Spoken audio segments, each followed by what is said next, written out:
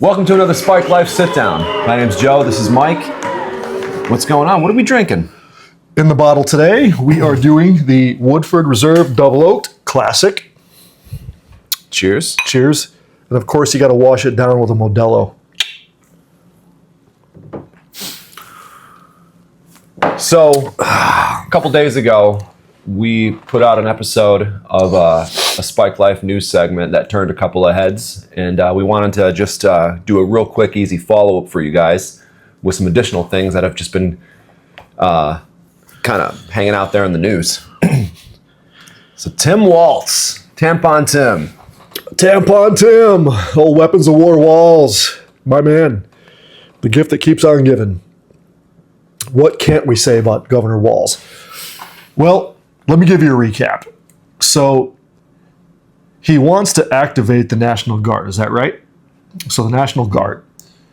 So, let's talk about the implications of that, apart from the obvious. You're going to deploy the National Guard for what? To keep the citizens safe? Safe from what? Don't say ICE, because ICE is not there for the citizens. Key word, citizens. They're not there for the citizens. So, to me, and take that for what it is, that to me is full-blown rebellion against the government. When? On that July 3rd, 1863.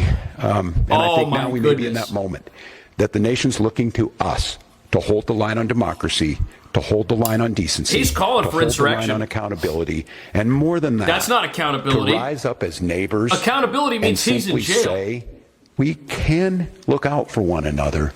We can have differences. But we've proved to the world going on 250 years that our democracy could hold. It feels to me like we're at one of those inflection points. But it also sparks an implication that we could, maybe it could be a precursor for civil war. I'm deeply disturbed by that. In no way, shape, or form should we take up arms against our countrymen. This is out of hand. But where was that same fervor and energy back during the riots of 2020 when he let the citizens burn down police precincts, trash the good state of Minnesota? Where was that same fervor? Police officers testified at the Minnesota Senate today. The officers are all board members for the Minneapolis Police Federation. And as Esme Murphy reports, they offered up a scathing critique of government and police leaders during the riots following George Floyd's death. That's not what we stand for. Her voice shaking, Minneapolis Police Sergeant Anna Hedberg says during the riots, officers were abandoned by state, city, and department leaders. To watch them go through that was so heartbreaking. To know that they could have died because we were not allowed to respond the way that we have been trained to respond. During the riots, the officers were told they could not wear protective frog suits, but were still hit and injured with bottles, cement, and more. Sergeant Hedberg blames state, city, and department leaders for the abandonment of the 3rd Precinct. I heard the governor say, "Give it up."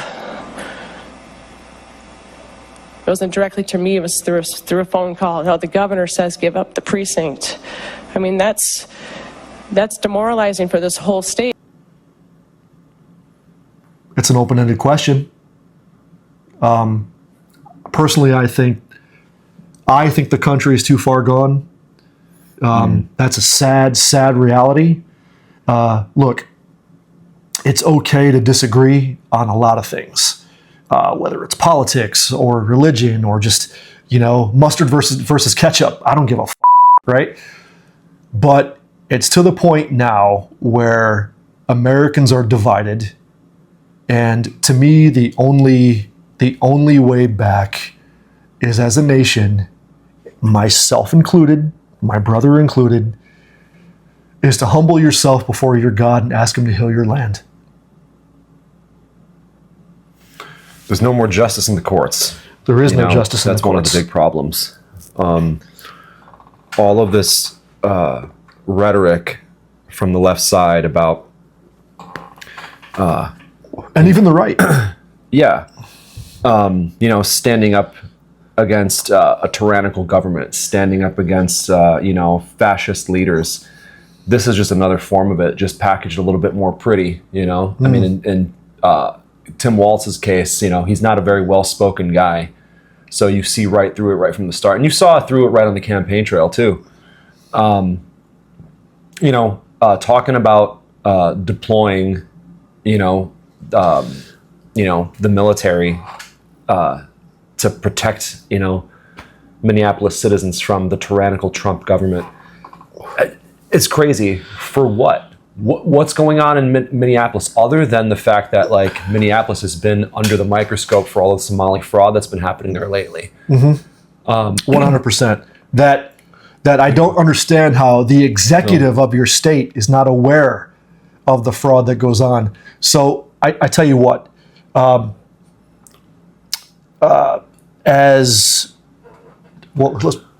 buddy, you manage your business, okay? So now you're pretty aware at the end of the night when you guys are counting the register, what's been taken, right? Yeah. Okay. And if it comes up, and if there's something questionable, he or she or they responsible are usually fired. Mm-hmm. So, and that's over $20. So, $9 billion. Right. It's crazy. So there's something going on in Minneapolis, and that was even apparent with Ilhan Omar. Our I was going to say something really fucking offensive. That state ought to be renamed the city of brotherly love. But, just the cover-up of all the fraud and, back to, just him talking about deploying the National Guard. This is the same guy who, during COVID, he was having the police, shoot people with rubber bullets if they were leaving their porches being unvaccinated. In fact, that was something that they talked about on the campaign trail with him, where if people weren't obeying the lockdown orders and they had the police patrolling the streets of Minneapolis, they were shooting people right on their porches with That's rubber right. bullets. Sounds akin to, like, well, we know that old Tampon Tim there spent a lot of time in China and also bringing students to China to be indoctrinated by China. Sounds like something they did in Tiananmen Square. So you want to talk about tyrannical government? I think that Minnesota is, a pretty good model right now for, what's coming statewide. I agree. Look, again, humble yourself before your God. It's crazy to me that we're even kind of having this talk, man, because it's so crazy. Do not give me, I will not accept the excuse, orange man bad. Okay, I just don't accept that anymore. I just don't, because they use it for an excuse in everyday life. And you know what? I'm sure the comments will come in about Venezuela. Actually, I'm sure the comments will come in about the young lady who was just shot. That's another episode entirely. We could touch on it if you'd like. Sure. Yeah. Obviously, a very sensitive subject. Yep. And I sympathize. of course, that's sadly a life taken that we'll never get back. Now, I'm not a proponent of law enforcement, killing anybody. However, in the event that law enforcement, does encounter somebody that threatens their life and their ability to go home to their families, then the use of deadly force, in my opinion, is justified. And that's me saying that as a family man myself and as a firearms owner. We've now seen all the footage. We've seen the body cam footage. We've seen the footage from every angle. Somehow the footage was captured from every angle. He's getting out of his car. You can see him approaching the maroon SUV. She's behind the wheel. That's fine, dude. I'm not mad at you.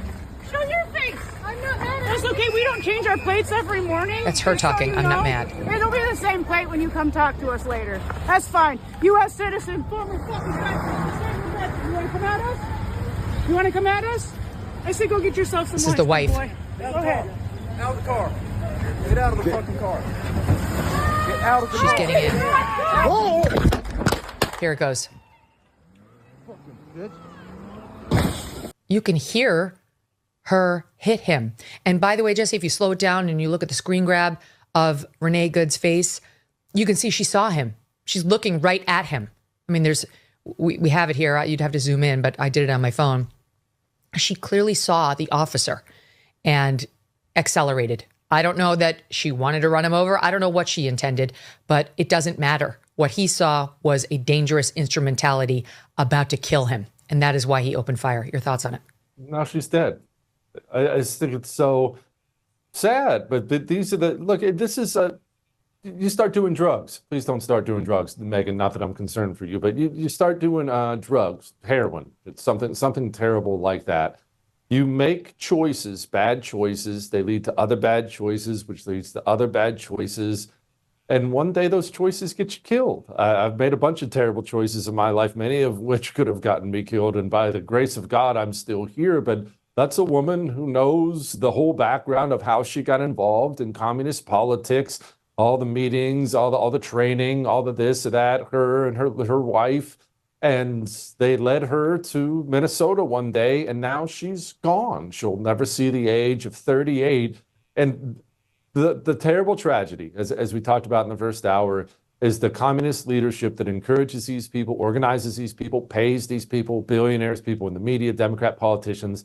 They won't change their ways today, Megan. There's no humanity in it for them. They're not sorry at all. They'll send a bunch of other poor idiot dregs out to die again today and tomorrow and the next day. They'll kill the whole world if it means money and power for themselves. Yeah, it's like 6 or 8 months ago? Remember they said more people need to die. We need to cause more chaos and more people need to die to get attention to our issues. Well, Renee Good was sacrificed in that battle. Here's a closer image of her face while driving the car into the officer. I mean, it's clear she's looking at the camera. She obviously saw him and put her foot on the gas and pressed. It doesn't matter what her motivation was. I don't care whether she was trying to run him over or trying to escape. All that matters was the perspective of the officer, and a reasonable officer in the same position. Would they reasonably fear for their safety or the safety of others? And by the way, the other cop's arm was in the car. She was trying to take off. And the answer is obviously yes. And then you have the Minneapolis mayor, Jacob Fry. He's getting ready to give his big speech where he basically, the punchline is just him telling ICE to get the fuck out of Minneapolis. Let me ask you something, Jake. How are you going to make that happen? How do you make such a threat happen? Do you have your police get them out?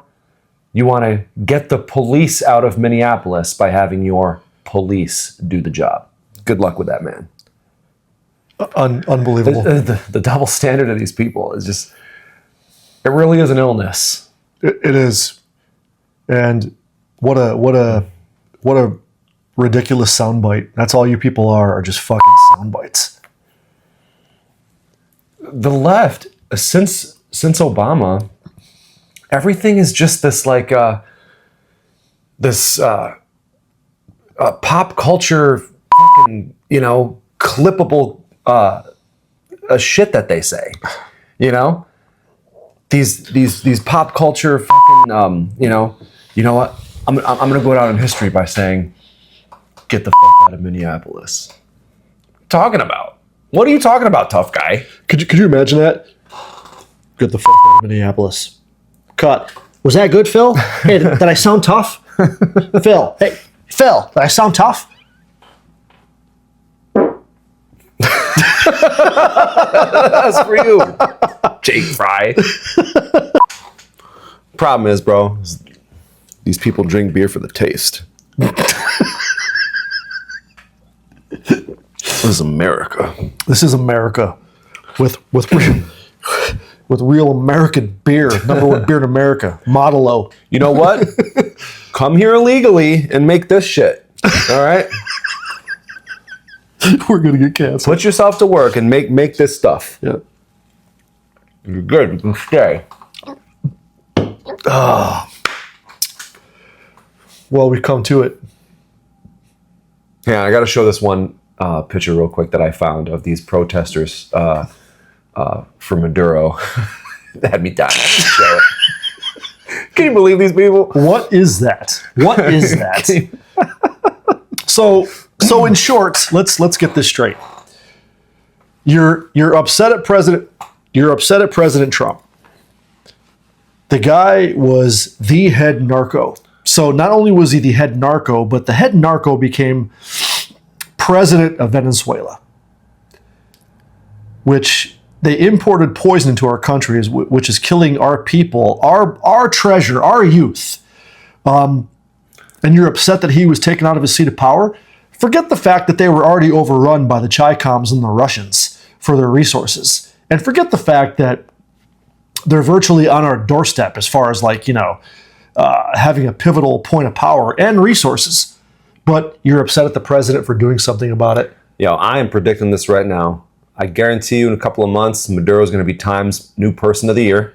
Right? We're going to see him on the cover. Yep. But you know what? Maybe that's a good thing. You know what? If the people have spoken, go ahead and send them all back then to their peace-loving government. Do it. Do it. It's like Europe, for instance, this whole thing over Greenland. We'll just touch on it for a second, right? They're all up in arms about this shit. Do we really give a f*** what Europe thinks about us? No. When I was in Ireland a year and a half ago, I was surprised talking to this Irish fella at the hotel I was staying at about how much he knew about American politics. But it was funny because everything he talked about, he agreed with. He agreed with American politics over European ones, and was saying, Trump really is doing something like special there. Your government does really care about its people. It's interesting when you really hear people on the other side of the coin talk about it. It's true. No, we don't care about Europe. I don't. You know what? Coming from two guys who were born and lived in Europe, you can take it from us. Europe is shit. It really is, man. You know what? It was a nice place to raise kids at one point when we were little, when we lived there. But I can tell you this because our mother still lives there. They, like Ireland, they suffer from a lack of national identity now. And that's because of the rotten hand of Islam. And what else are you going to say about that? The Irish have no. That's what Oma used to do to us. That's right. So our grandmother used to do that shit to us, right? And she would go like this to try to give you the hand. Now, if you're 5 or 6, that looks like perception is skewed. That looks like a fucking catcher's mitt when you're that age. Mm-hmm. That's what it's like now living under Islam. That's exactly you're constantly what on the other end of this. Yep. So for all you people who, from the rivers to the seas, go live there. It's not, you know what? Take Israel, for instance. They're tolerant of what you want. They're like us. They're tolerant of what you want to do.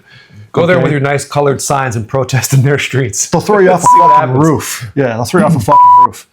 So you're lucky you can protest here. Hey, I support everybody's right to protest. I have no issue with it.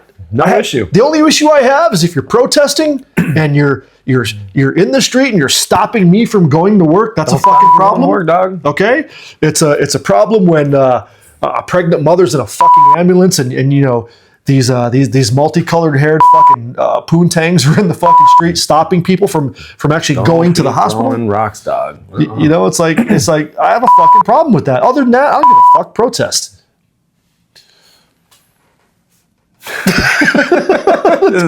Always sounds so harsh. You know what?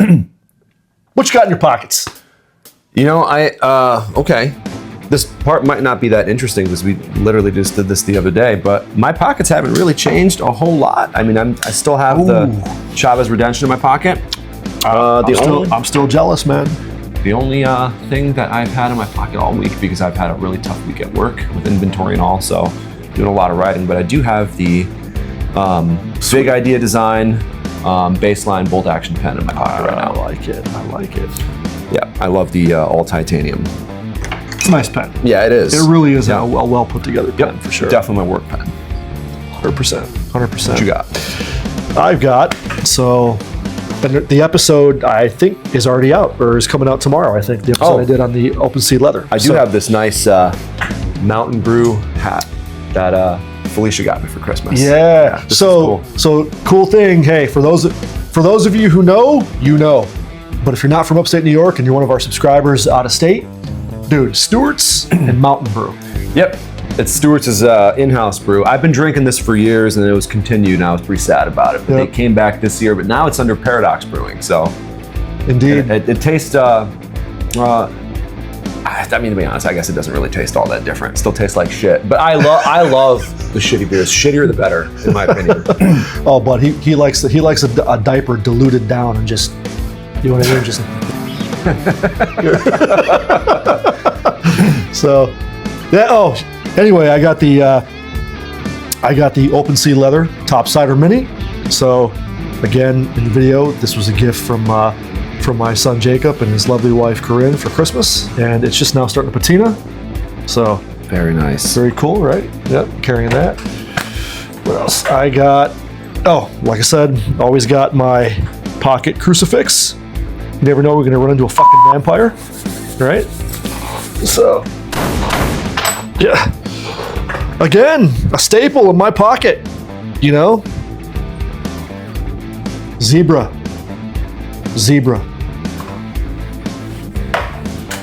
Oh, and of course, today I'm carrying the Hinder XM 18 3.5 non-flipper with a Bowie, not a fucking buoy blade, if you know what I mean if you watch a video. Boom. Look at that view. Classic. That battle black is just, you can't really see it, but the battle black is just really, really sick. So, yep, that's what's in my pockets today. Enough said about that one. Yep, so. Cool. Thanks for tuning in to Spike Life. Appreciate you guys. Yeah, we're going to pour ourselves another drink. That's about it, yeah? Yeah. Yep. Stay vigilant. Keep an eye out there. Learn how to see through all the bullshit. And, keep your eyes on the Lord. Yep. May the Lord richly bless you and your families. Work hard, play hard, never apologize for being a man.